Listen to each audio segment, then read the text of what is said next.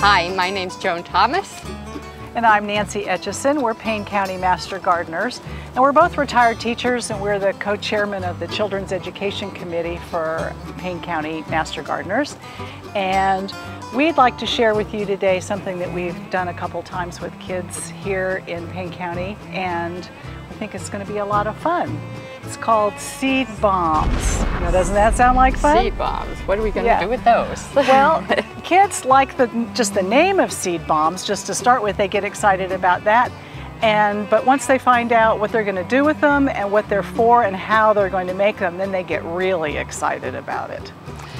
So Native Americans packed mud around corn seeds to protect them from birds.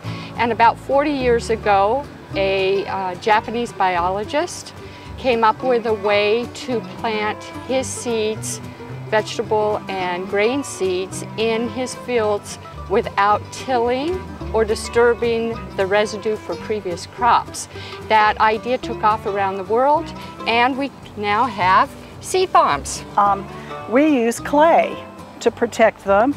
So you need a mixture of clay, and we are using kitty litter, which is a cheap way of having clay. You can also use artist clay, potter's clay. Yeah, the potter's clay is pretty expensive, so we choose not to use that. We would like to do the inexpensive way. You can also dig up the clay that Oklahoma is famous for out in your backyard, and you can use that clay. Clay is clay.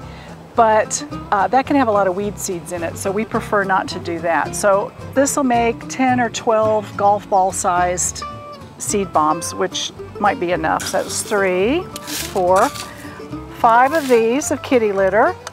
And then we've got, sometimes we use compost, sometimes we use a good potting soil. You really only need 1 scoop of that. And then we're gonna mix it up. And of course, this is going to be messy. So no rings, apron, paper if you're doing this inside for sure.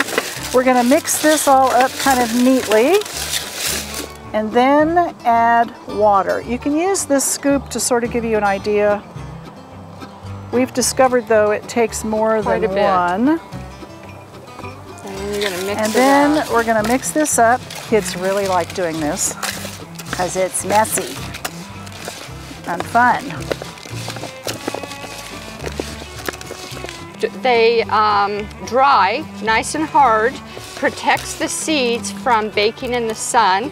It's also hard enough that it keeps birds and other critters from nibbling at the seeds, and they're heavy enough that they don't blow away or wash away in the rain.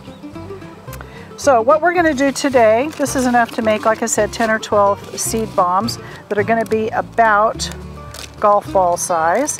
And as the kitty litter gets wet, you can see it starts to dissolve a little bit. It gets a little more. To get a little bit mushier.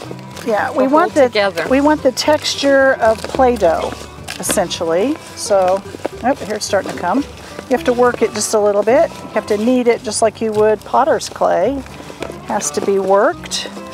See, now it's starting to want to stick together.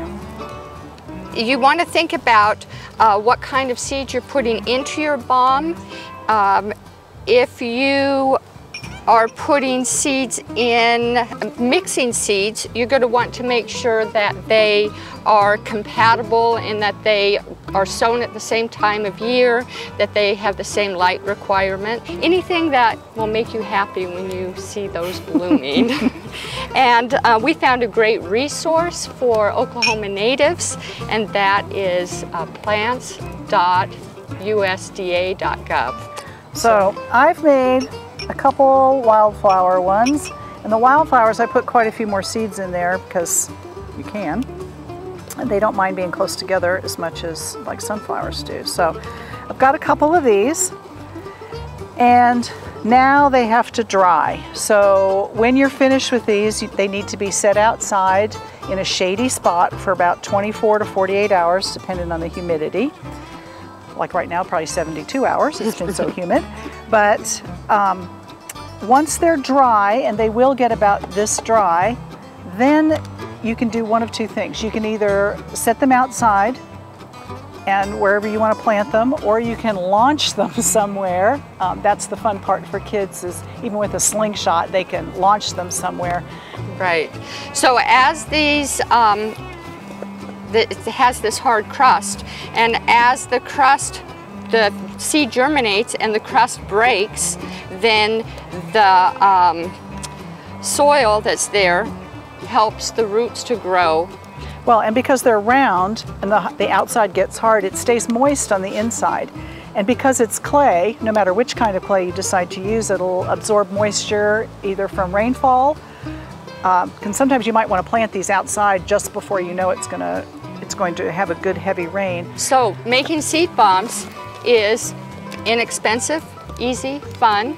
It's a great project, messy. It's a great project to do with kids. So if you have these supplies on hand, someday when they're trapped in the house because of the weather, you can pull out these supplies and make seed bombs. They last for months. If you're going to store them for a couple months, store them in a paper bag, not a plastic bag. And when you put them out, you have to decide if you want to water them depending on where you're putting them. If you're putting them in your garden, you're going to want to water them. But if you're just putting them out somewhere, you don't plant them, you just throw them. We hope you enjoyed this video. It's part of our Oklahoma Gardening YouTube channel. You can also find even more videos on our OK Gardening Classics YouTube channel.